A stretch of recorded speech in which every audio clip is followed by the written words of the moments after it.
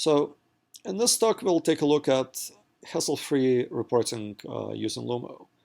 And the context for the talk is that I have an application where users fill out forms, and the data from the forms ends up being stored as hidden documents.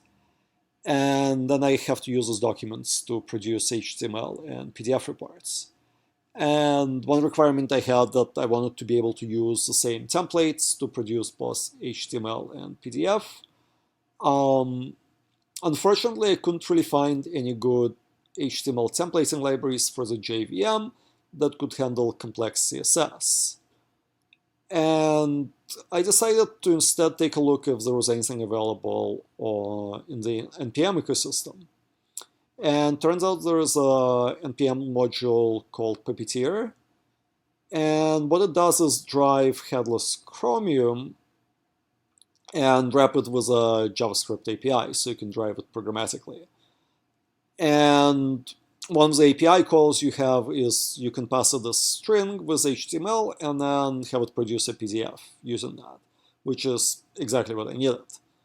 So I decided to write a Lumo script that would handle HTML templating and then call Puppeteer to produce the PDFs.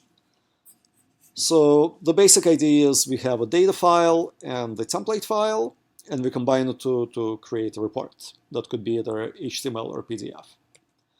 And the moving pieces for this are Lumo for running ClojureScript, a small script to actually generate the HTML, and then Puppeteer to produce the PDFs. And here's what the pipeline looks like. We have hidden files for data and the template. We combine those two in our doc builder script that produces HTML, and then the HTML gets passed to Puppeteer to produce a PDF. So let's take a look at what this actually looks like. The project is available on GitHub. It's under my tag and doc builder, and it has a sample document and a template. So the sample produces a resume. So that's an example where we might have some resume data for a bunch of people, and we might want to have a template for how the resume should look. So maybe your company wants to have standardized resumes for all your contractors. Then they can fill out their data in the data file, and then we'll apply the template to each data file and produce standard resumes from that. So as you can see, the data is just basic hidden, and then the template is just hiccup, but it has a few twists in it. So one, for example, you'll notice we have this namespaced keys like data title, page CSS, and data basics name. And then later on we have page image in here. And these keys allow the template engine to check whether something is just HTML markup or it's something that needs to be processed. And the data keys refer to the document. So here we have title, which is the title of the resume, basics name, and so on. And the dots are used to separate the path within the document. So basics name will navigate to basics and name, and etc. And CSS key references the CSS relative to the template, and the image will reference the images on the page. And another thing you'll notice in the template is that I just have plain Clojure code in here. So I can say for highlights, go through each highlight, and then do conditional logic with when, and so on. And I'm able to do it because I can just evaluate ClojureScript and Lumo and then inject the result of the evaluation back to the template.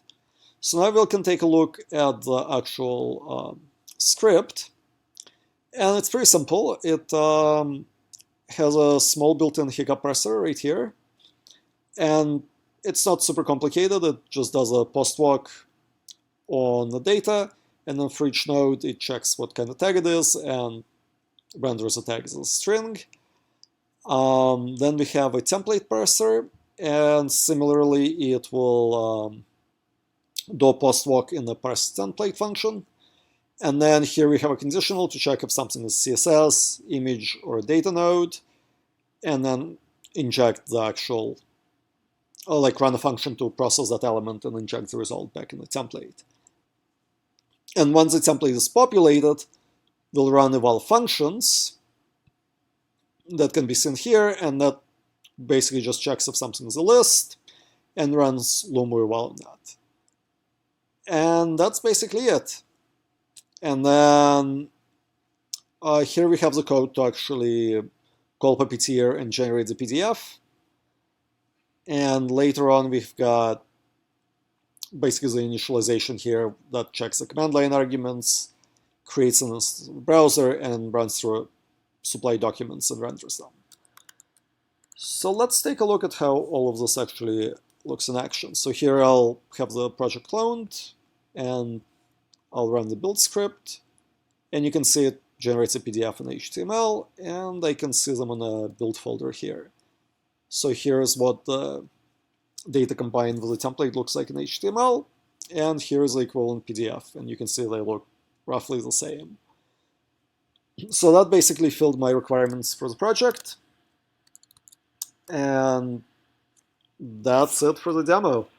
And I guess, like, to sum up, I think Lumo is really useful because even though we have other tools in Clojure ecosystem like Plank and Babashka that let us run Clojure scripts without having to worry about JVM startup, Lumo is the only one that actually gives us convenient access to NPM ecosystem in our scripts. We can just write a package JSON file, put whatever modules we want to use in there, and then reference them from our Lumo script, and just work seamlessly.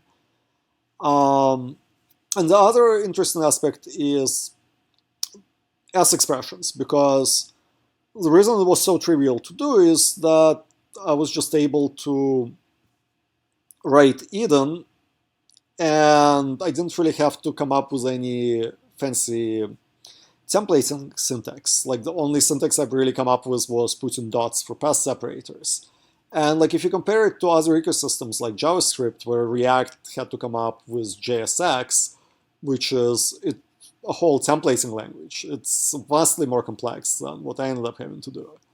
So S expressions make a lot of the stuff really easy, and specifically Clojure namespaced keys are really convenient for this kind of stuff because they let you trivially disambiguate different elements in your template, and you can just look for a specific namespaced key and then treat it in whatever way you need to treat that particular element in, and not worry whether it's markup or a templating element.